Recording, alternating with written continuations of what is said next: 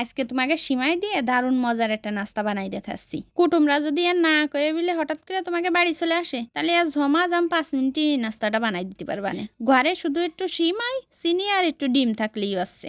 এই নাস্তাটা দেখতে যেরকম সুন্দর হয়েছে, খাতেও কিন্তু সেরকম ফাইন কেদার হয়েছে। উপরের অংশটা মুসমুস করে আর ভিতরটা একটু নরম নরম হয়। কি যে ফাইন লাগে খাতি। আমি এই পর্যন্ত যারে যারে বানাই খাওয়াইছি সবাই কিন্তু এর প্রশংসা করেছে। এই নাস্তাটা কিরাম করে বানাইছি সেটাও কিন্তু তারা জানতে চাইছে। তা তোমরাও দেখো শেষ পর্যন্ত, তোমাদেরও ভালো লাগবে না। আসসালামু আলাইকুম। তাই এই নাস্তাটা বানানোর জন্য মেন উপকরণ কিন্তু সিমাই। তা আমি এই জায়গায় 1 প্যাকেট চিকেন সিমাই নিয়ে ভালো করে গুঁড়ো গুঁড়ো করে নিছি। এই যে এখন এর মধ্যে দিয়ে দিচ্ছি 1/3 কাপ চিনি।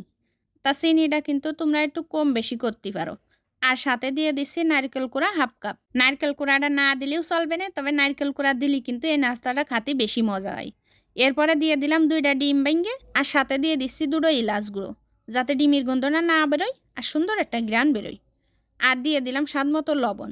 তা তোমরা যারা মিষ্টির সাথে লবণ খেতে চাও না, তারা কিন্তু লবণটা বাদ দিতে পারো। আমার আবার মিষ্টির সাথে লবণ না দিলে ভালো লাগে না, এই জন্যই দিলাম।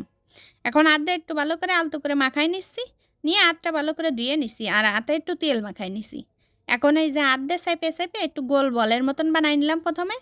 এরপরে এই যে আধে আর একটু চাপ দিয়ে একটু চ্যাপ্টা বানাই নিচ্ছি। এখন এই যে সাইডগুলো একটু হাতের সাথে চাইপে চাইপে একটু সমান বানাই দিচ্ছি, তাহলে দেখতেও ভালো লাগবে না আর খাতে গেলেও ওই গালের মধ্যে ফুটে যাবে না আনে। তা প্রথম নাস্তাটা কিন্তু বানানো হয়ে গেছে। এখন তোমাকে আরো একটা নাস্তা বানাই দেখাচ্ছি তোমার, যাতে তোমাদের বুঝতে সুবিধা হয়। এখন এই যে তোমরা একটু খেয়াল করে দেখো, বুঝতে পারবা না, কষ্টের কোনো কিচ্ছু না, একদম সহজ একটা নাস্তা, দেখতে দেখতেই কিন্তু বানানো হয়ে যায়। তা যেরাম সহজ বানাতে এই নাস্তাটা, সেরাম কিন্তু খাতেও একটু সময় লাগবে না আনে। বানাই থার সাথে কোন ফার্স্টে শেষ হয়ে যাবে না, টেরও পাবা না আনে। তার দ্বিতীয় নাস্তাটাও বানানো হয়ে গেছে আর আমি এটা তেলের মধ্যে দিয়ে দিচ্ছি। আমি এই জায়গায় একটা একটা করে বানাচ্ছি আর তেলের মধ্যে ভাজে নিচ্ছি। তা তোমরা চাইলে কিন্তু সবগুলো একবারে দিয়ে বানায় তেলে ভাজে নিতে পারো। এরপরে এই যে চুলোর জাল মিডিয়াম আছে রাখে উল্টোই পাল্টা একটু লাল লাল করে এরম ভাজে নিলেই এই যে নাস্তাগুলো রেডি হয়ে যাচ্ছে। কি ফাইন হয়েছে না এই নাস্তাগুলো, তোমরাই খাও, দেখলেই যেন পরানটা জুড়ে যাচ্ছে। তোমরা তো এত সময় নিশ্চয়ই খেয়াল করেছো যে নাস্তাটা বানানো কতটা সহজ। বানাতেও তো তেমন একটা উপকরণ লাগে না, কিন্তু খাতে কিন্তু দারুণ মজা হয়। তোমরা একবার বানাই দিকে নে বাসায়। আজকের মতন চলে যাচ্ছি, সবাই ভালো থেকো,